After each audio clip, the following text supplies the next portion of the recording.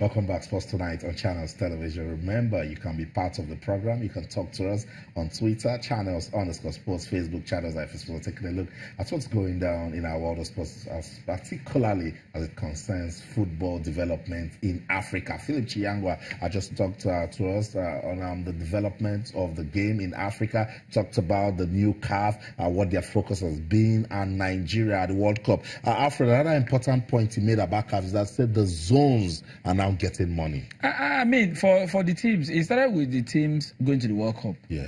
For the first time, CAF announced $500,000 for each team going to the World Cup to help with preparation. Now, that's where African teams usually do have problems, because the logistics of getting camp base, ensuring that, because it's not easy. It's not under 17, under 20. If you see the Super Eagles come out, the number of people who work behind the scenes that you don't get to is huge, and all of this will come with cost. And so CAF just realized that for you to really get, for you to really make a statement out there, African teams need to be supported, and they've just done that. And I mean, the way CAF has gone around, about its operation is, of course, lately very good, and we've seen changes both in CAF inter-club competitions, even conversations. Games are now played midweek. Perhaps there are changes that are in the incubator that we expect to see in the next 2-3 years. So things it is no longer business as usual. This group of people who run African football now are not only forward thinking, they want the best for African football. It's not a question of this is how we've been doing it 30 years ago, and we'll continue to do it this way. And so I want to congratulate them. The man is looking so excited. I know he loves Nigeria, Philip Chiyangwa. So that's it with our development of football in Africa. Sports Tonight on Channels Television. Let's take a look at the CAF Champions League. But before we get into the fixtures, okay, let's just run through the fixtures now. Plateau United, they will be hosting Etoile du Sahel. The first match ended 4-2 in favor of the Tunisians, but MFN will be traveling. They are already there in Algiers to take on MC Alger. They won the first match by 2-1. You know what? Let's rewind time. Let's let you see how MFN defeated MC Alger right here in Lagos, and then we'll look at the possibilities of MFN beating them or keeping that result to qualify to the group phase of the CAF Champions League.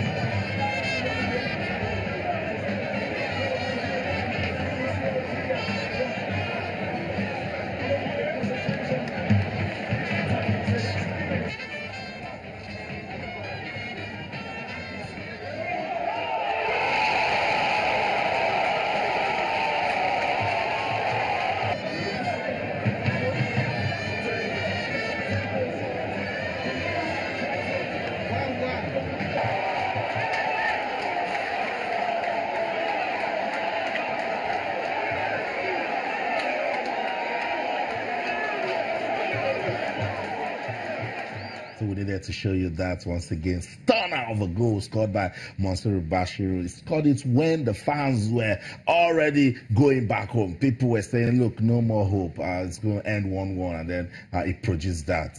stunning strike to give MFM the win. 2-1, it's ended. So tomorrow, 7 p.m. Nigerian time, MFM will file out right there in Algiers to play the second leg against MC Alger. Alfred, let's take a look at some of the things Coach Fidelis Ilechukwu and his team they need to do. We know they don't travel so well, but the different spirit plays the Continental Championship. And I think if MFM stays focused and try not to concede, they might just be getting this. This is a team that is playing only its second continental game. The first one that he played, they didn't lose. It ended 1 against Real Bamako. Yeah. That's the first time on the continent. And for a lot of the players, the first time many of them had traveled out of this country, because this give it to MFM. How many years in existence now? Finished runners-up in the Nigerian Premier League. Had the opportunity of playing in the CAF Champions League. And on the table is $550,000. If you get the result in this game, I think that's enough incentive. However, I don't know what they plan this for MFM in terms of recruitment. They just felt, watching them, you just felt that maybe they could have done with 1 or 2, strengthen the team a little more, perhaps experience. But having said that, their first game outside the shores of the country didn't show that they are greenhorns when it comes to the continent. I think watch it against MC Algiers. I saw the game. That second goal just came out of the blues. I thought that the moment MC Algiers scored, that the game was going to end in a draw. Perhaps they have providence going for them. They have luck on their side. Yeah. Perhaps they might just go to Algiers without all of the pressures at home, relax and play a better game. Just we have to stay positive for these young guys. For what because they stand on the threshold of history. Fidelis Ilechukwu, the boys have come so far. A lot of us have written them off. Yeah. But each time we do that, they just find a way of shutting us up. That's what happened with that goal. Stun off a goal when everyone thought it was going to end 1-1.